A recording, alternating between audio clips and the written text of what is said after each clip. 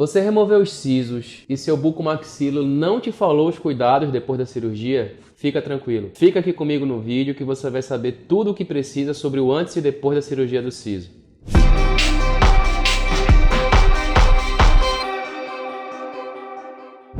Então tá.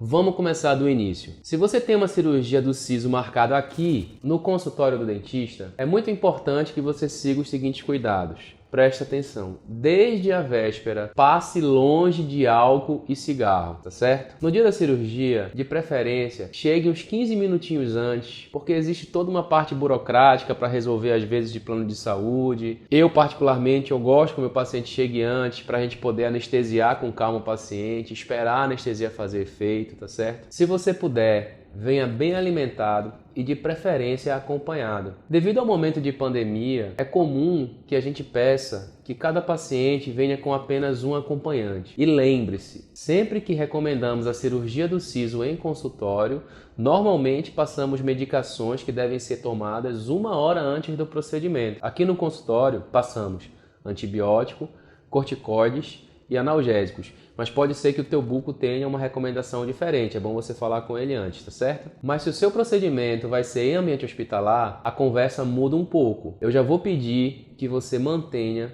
um jejum absoluto de pelo menos 8 horas, exatamente.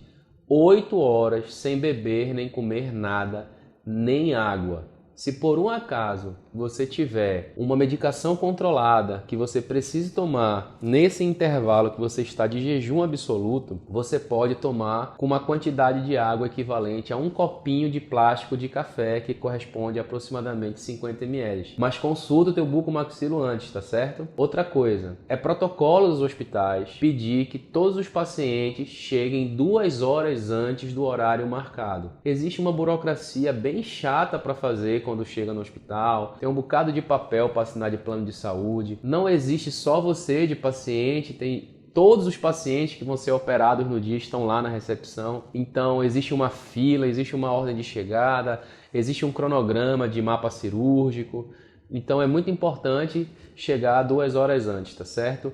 Leve todos os seus documentos pessoais, todos os documentos do plano, carteirinha, se a sua carteirinha for digital no aplicativo não tem problema, mas lembre de carregar ela antes. Lembre de verificar se está tudo certo com o seu plano no que diz respeito à elegibilidade do paciente no plano, para evitar surpresas na hora do internamento. Às vezes a carteirinha muda, você não está com a carteirinha nova e acaba tendo problema na hora de internar. E principalmente não esquece teus exames. Leve todos os exames que você tiver, exame de sangue, exame cardiológico e principalmente os exames de imagem. Por mais que eu tenha visto, ou no caso o seu bucomaxilo tenha visto, leve, porque pode ser que esses exames precisem ser consultados durante a cirurgia, tá bom? Outra diferença é que para exames hospitalares é muito importante que você vá acompanhado e aí nesse caso chega a ser obrigatório. Outra diferença para procedimentos hospitalares é que aquelas medicações que quando você faz a cirurgia aqui no consultório você precisa tomar 1 hora antes, no hospital não precisa. Por que você toma 1 hora antes quando é no consultório? Porque você ministra essas medicações por via oral, via comprimido, via cápsula. Então essas medicações precisam de um tempo hábil para ficar circulando na sua corrente sanguínea. No hospital não precisa,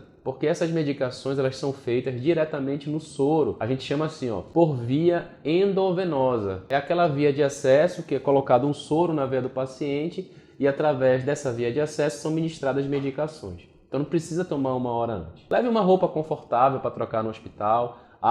Leva a tua escova de dente. Normalmente os hospitais pedem para os pacientes tomarem banho antes de seguir para o bloco cirúrgico e eu peço também que escovem os dentes, tá certo? E nesse tempinho que você vai estar no quarto do hospital esperando ser chamado para o bloco cirúrgico, você vai receber a visita do anestesista. Ele vai te fazer uma visita prévia e vai esclarecer todas as dúvidas que ainda restam para o teu procedimento. Mas tudo bem, vamos lá. Se você já tirou os sisos, seja no hospital ou seja aqui no consultório, preste atenção que eu vou te passar as recomendações do pós-operatório. Cigarro e bebida são proibidos por 8 dias. Aliás, você não deve nem fazer esforço físico, quanto mais fazer uso de cigarro e bebida, pois essas substâncias baixam a tua imunidade. Então por 5 dias também você vai evitar esforço físico, de preferência vai até evitar baixar a cabeça. Não é que não pode, não tem problema, mas evite baixar a cabeça. Se for dormir, durma para o lado que não está operado. Se você removeu seus dentes no hospital e você fez os 4 dentes de uma única sessão, aí você vai ter que dormir voltado para cima.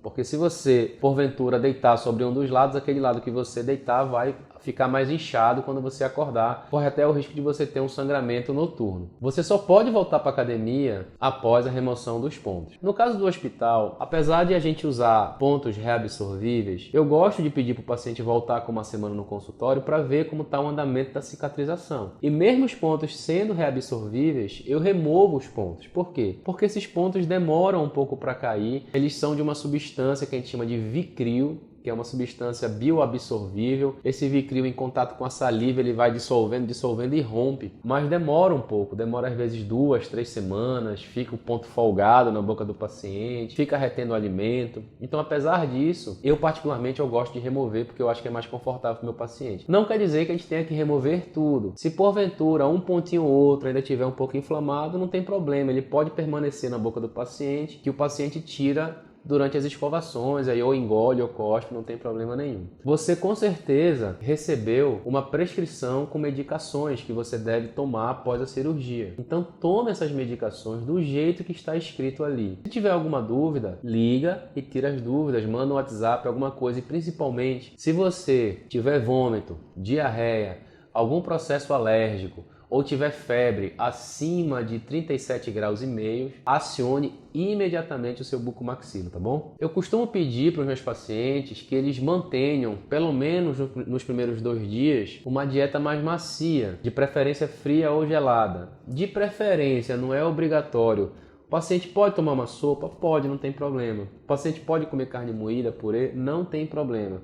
Eu só peço que evitem alimentos que deem trabalho para mastigar. Alimentos mais rígidos, como bife, carne de porco, alimentos que podem se acumular nos locais de cirurgia, como farinha, cuscuz, grãos de arroz, isso é ruim. E tem pacientes que têm um pouco de sensibilidade quando comem carne de porco, enlatado, crustáceo. Então, de preferência, evite também esses alimentos, tá certo? E fica uma dica aqui. Aqui no canal, a gente vai postar algumas receitas também que você pode usar no seu pós-operatório, tá certo? A orientação pós-operatória mais importante de todas é higiene oral rigorosa, principalmente nos pontos.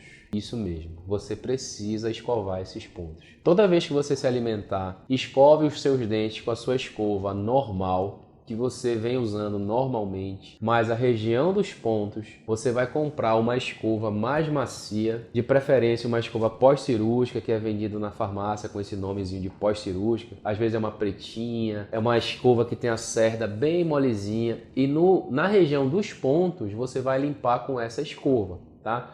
Não precisa também fazer fricção excessiva, você pode simplesmente varrer a região dos pontos para tentar remover o máximo de sujeira possível. Se os pontos ficarem sujos, começa a doer. Nos primeiros 2 dias, você precisa fazer compressa gelada. Como é que é feita essa compressa? Eu costumo passar 6 sessões de compressa. Você faz 2 pela manhã, 2 pela tarde e 2 pela noite. Sessões de 20 minutos. Então você pega uma bolsa térmica, posiciona sobre a face, tenta proteger a face com algum paninho ou com pomada, alguma coisa do tipo, porque o gelo ele queima a pele, tá? Então faça a compressa, sempre massageando. Essa massagem na face é importante que você faça um movimento de drenagem, tentando trazer aquele líquido acumulado que está entre os tecidos para essa região aqui de pescoço. A drenagem da face, ela se dá principalmente por essa região. Então quando você for fazer na massagem durante a compressa, massageie tentando trazer o líquido para essa região, fazendo esse movimento. Então nos primeiros 2 dias você vai fazer compressa gelada. Depois de 2 dias você vai fazer compressa morna. Vai fazer durante o 3º, 4º, o 5º, 6º e o 7º dia compressa morna. E é claro, eu te espero daqui a uma semana no consultório para remover os pontos, tá certo? Restou alguma dúvida? Deixa aqui nos comentários, curte, compartilha, se inscreve no canal. É sempre um prazer te encontrar em mais um vídeo. Tchau, pessoal!